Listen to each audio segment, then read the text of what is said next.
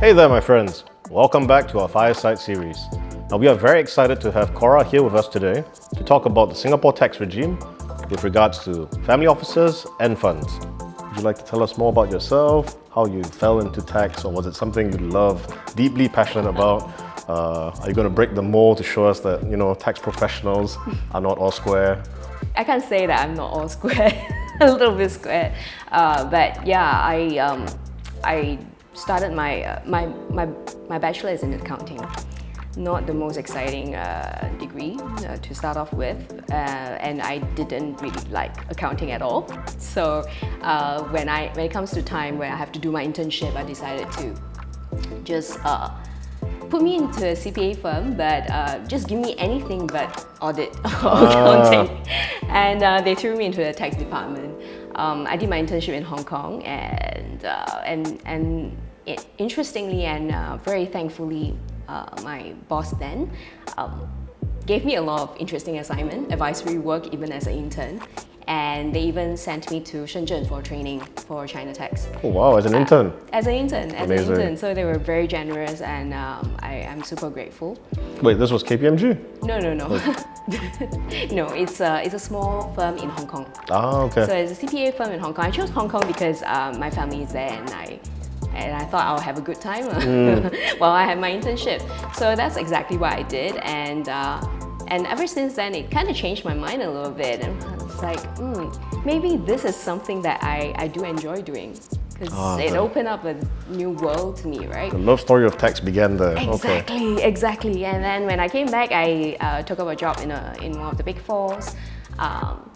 Did a couple of years there, and then I got really interested in international tax advisory. Trying to find a place where I can do that is actually quite difficult in Singapore, but I managed to get an opportunity to do so.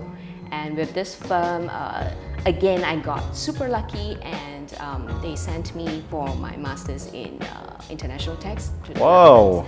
So yeah, and that continues my love affair with tax, right? and I openly say this all the time with my friends and say, I love tax. I really do love tax. And the response is always, you're the only person I know who says that. Let me think about this.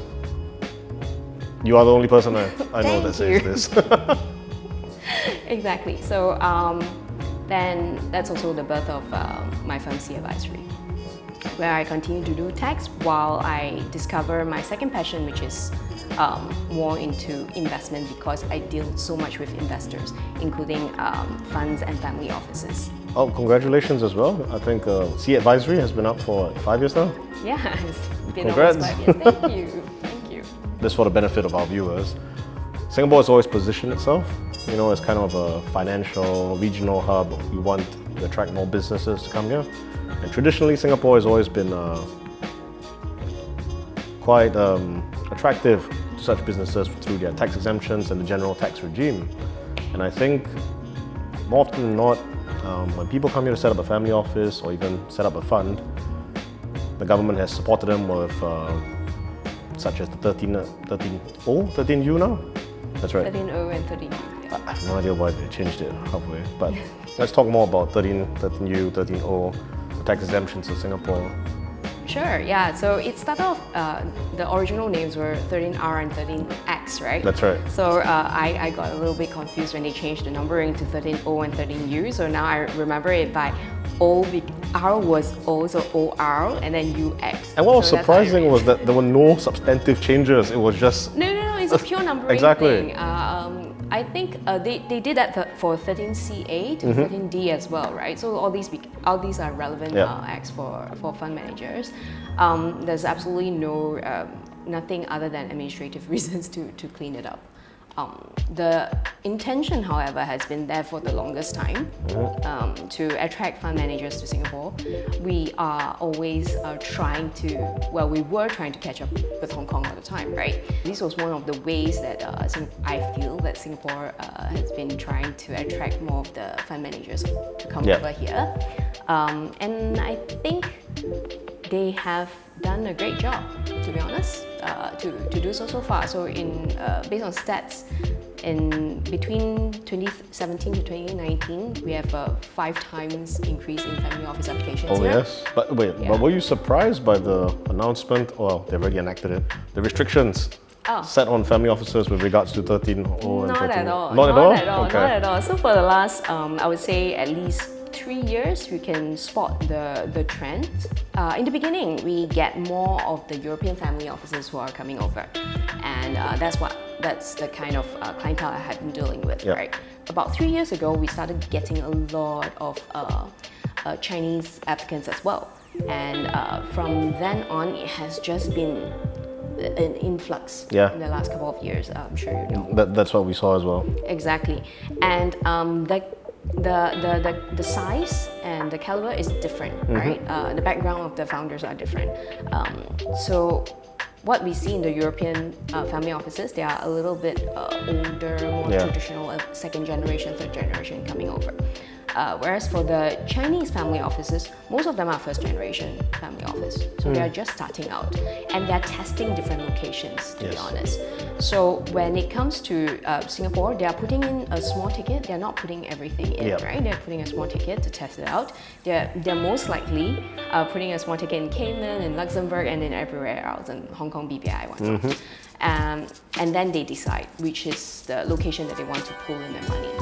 Singapore had the patience to be one of the testing grounds. I think now they're realizing that we have a clear edge and they want to just have the creme of the crop to come in. I personally think it's been was a positive move actually on MES's part. You sort of like managed to quit out the chaff and like you said, in a way. Yeah. Do you see it from your side? I think it's good in a few levels. One is so that they can also administer it better. Because honestly speaking, in the last couple of years, we can see the gradual slowing in response from MAS because of the overwhelming demand for family officers, right? So we used to be able to get everything done within 5-6 months, and then now it's like dragging to a year easily. Not just on MAS administration, but also the banks. Financial institutes are also struggling to process some of these applications.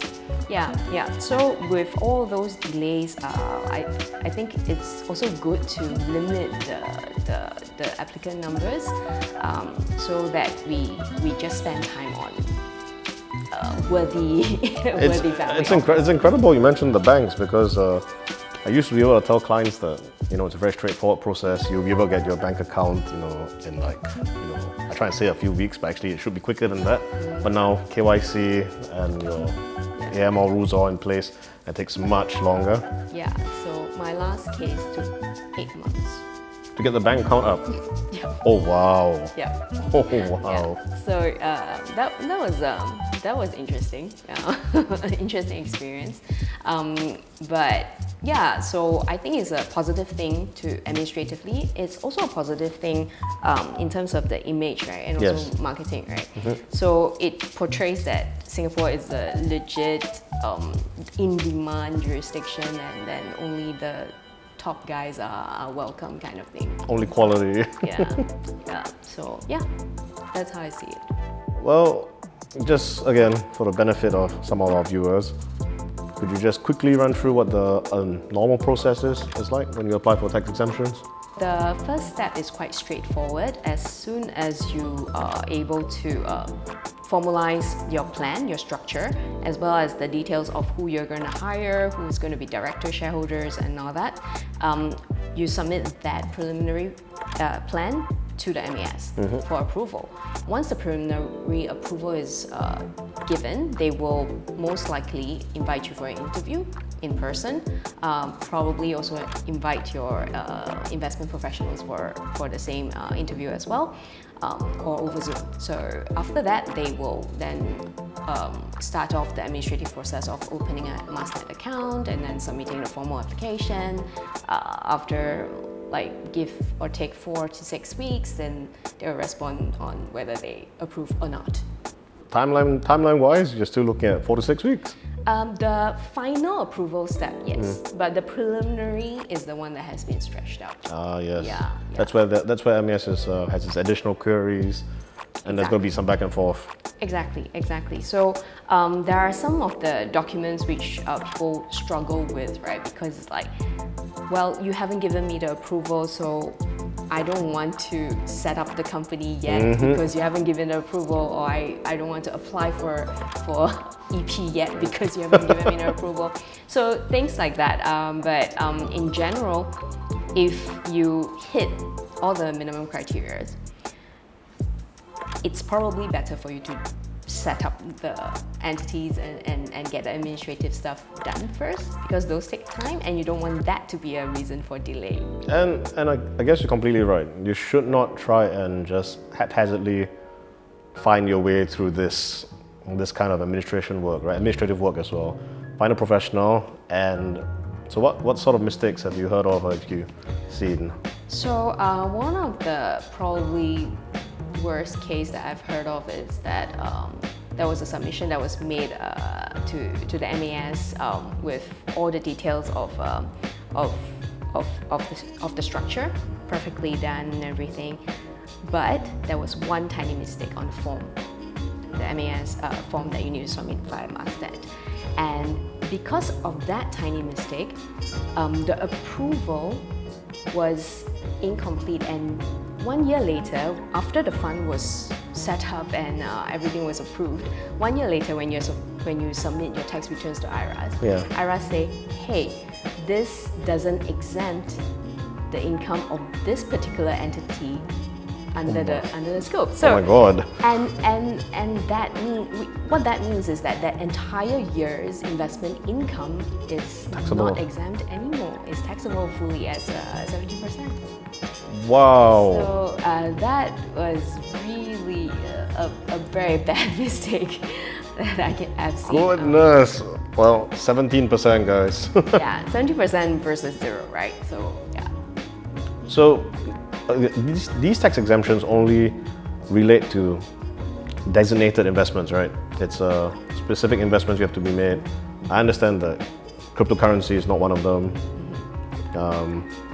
Have you seen any? What are the other classes that off your head that are not captured by designated investments as well?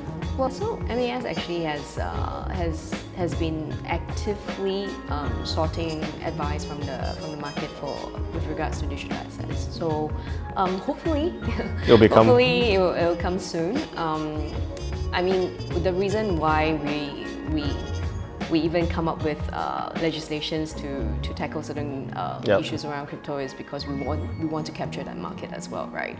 So I think that probably would be progress in coverage of that as well. All right, but we can't hold you to this, right? Of course. I don't represent MAS. The current tax climate in Singapore, right? It seems like while we're going for quality, we want the best of the best. There seems to be a growing consensus around the world that there should be minimum tax standards, right? Do you think that hurts Singapore as an attractive regional financial hub? It's a double-edged sword, I think. So we are under international pressure. We have always been under international pressure to kind of regulate our incentives. For example, in I think, was it 2012, where 2019, sorry, we were briefly on the grey list, right? Oh yes, I remember that. Yeah. So we know that we are in this like twilight position that we need to navigate very carefully, and that's one of the reasons why in our budget this year that they suggested minimum alternative tax, right? Yep. That's never something that we have considered, but both Hong Kong and Singapore have that in the current year budget. So you can then infer that something was being told or being said, right? Goodness. So would you say the tax climate in the next 5 years is dark and stormy in Singapore, or? No, I think we are pretty sensible around it because our economy is highly dependent on international transactions being funneled through here, right? So in order to be that place or continue to be that place, we need to be very careful when we implement this kind of restrictions or added tax burden to our taxpayers. I'm very sure that our government is very highly aware of that, and we'll probably be continuing to do the balancing act to make sure that we don't, piss off people that we don't want to piss off internationally, while keeping this a friendly place for businesses. Having said that, I think it's good to know that the general trend is going to be a bit more restrictive, or it's gonna, information is gonna flow more freely between countries. So when it comes to planning your taxes or your structure, it's necessary to anticipate this kind of changes. So understanding the spirit of the regulations that we have imposed is important. More important than just the current rules there is there, right? I would say a good advisor would tell you what not to do right now, but a better advisor would tell you what not to do so that in the future you don't have too much problems. Just to digress a little, because when we're talking about taxes in Singapore, I was suddenly reminded of the wealth tax, which I think we briefly flirted with that idea. And how about you and the clients that you see in the family offices? Do they come to you for tax planning with regards to, say, their legacy, or tax planning for when they pass on and they're leaving the wealth to the next generation?